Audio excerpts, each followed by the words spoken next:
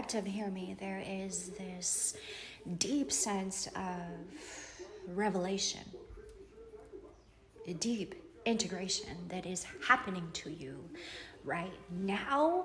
You're realizing, for some, you've known this, that when there was a time when people were questioning your abilities, your capabilities, your authentic, unique self, they were questioning you about it.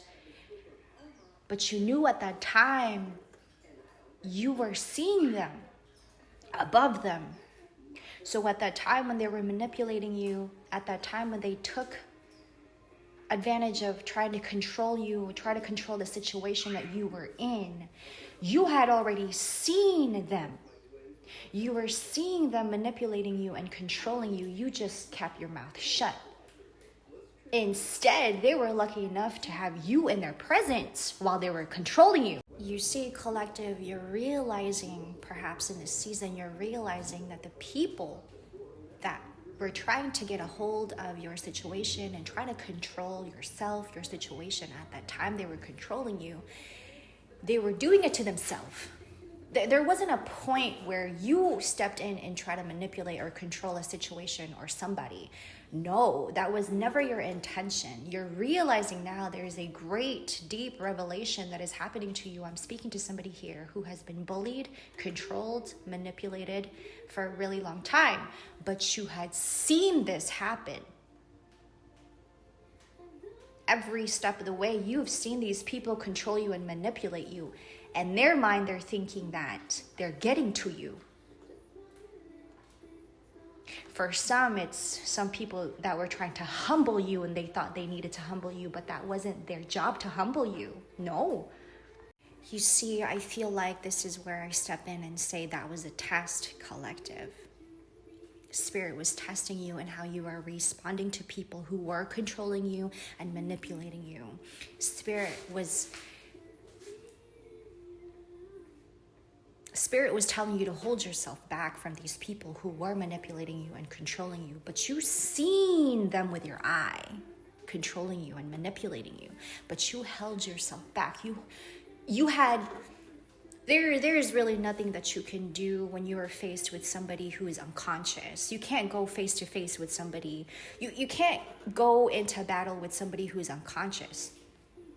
I mean, you should be smart enough to know that you can't go against somebody who's unconscious, who's not even aware of themselves. You know when not to go against somebody who's not conscious. You go against somebody who is just as grateful, who's just as powerful as you, right? We don't go up against somebody. First of all, we don't go up against somebody for no reason whatsoever. That's just not how it works. So for somebody who tries to, or did try to step in and try to confuse you, because they seen your essence, because they seen exactly how you were operating, and they were watching your every move, not because they were interested in you. Perhaps they were interested in you so they can gain for themselves only. But they were watching you and manipulating you and controlling your every move, collective, taking advantage of your kindness. But you see, that was just you being yourself. And they're thinking that person needs to be humbled. That person needs to, no, you didn't need to be humbled. You didn't need to do anything. You were just being yourself. They were getting triggered by you, and that's why they were trying to control you. But you now have this awareness that what they had done to you, they were actually doing it to themselves.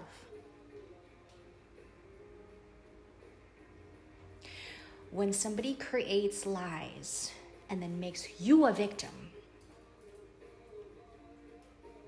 for the lies that they created and the narratives that they created about you, but now they're playing the victim for something they created. You were never involved in that. They stepped in to try to get you involved in it so that they can blame you for the false narratives and the lies that they created about you. But you see, collective, they created all of this in their mind for the simple fact that they did not want you moving around completely in your power, grounded in your essence. We cannot do anything for people who hold on to jealousy, envy, hate, animosity in their heart. Instead, these people are going to find people to project it onto and then blame you for the hate that they're holding on to for themselves. So perhaps, collective, you were that trigger, you were that target, you were that target of choice for them. You were the perfect target of choice to blame everything on you because you're perfect. In their eyes, they see you as perfect. In their eyes, they see you as somebody who is living in their essence, and they hated that about you. So they had plans and plotted against you to create all kinds of lies and things to make you look like you're the to make you look like you're the problem and they're the victim, when instead they created that for themselves. And they are the real true bullies, and you're a victim to their bully and their control and their manipulation. The devil will confuse us. We hold on to illusions, and we have been holding on to illusions because we can't accept what we've done. You see, other people are going to try to mask what they have done and pretend like they didn't create it, and then make you the bad person so they could be a victim to what they did. Some people will create all kinds of lies and stories and illusion they have in their head just to prove to themselves that they didn't do anything wrong, so that they don't have to forgive or repent. The truth lies in the person who did not create it. But you got involved in somebody else's lies because they didn't want to take responsibility for their lives. So you were the target of choice. Chosen.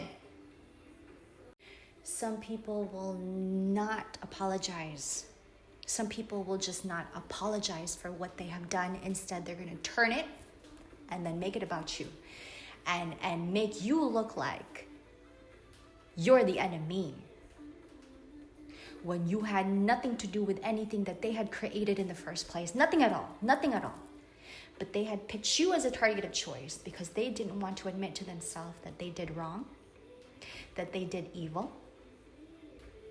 They, for some, committed a crime. I'm speaking to somebody here when I say that. Some people will not apologize for the things that they have done because perhaps it is that bad that they can't even fathom the things that they had done to you, because perhaps, collective, there's just some people out here who just don't know.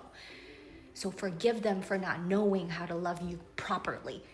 But they too will need to face their consequences.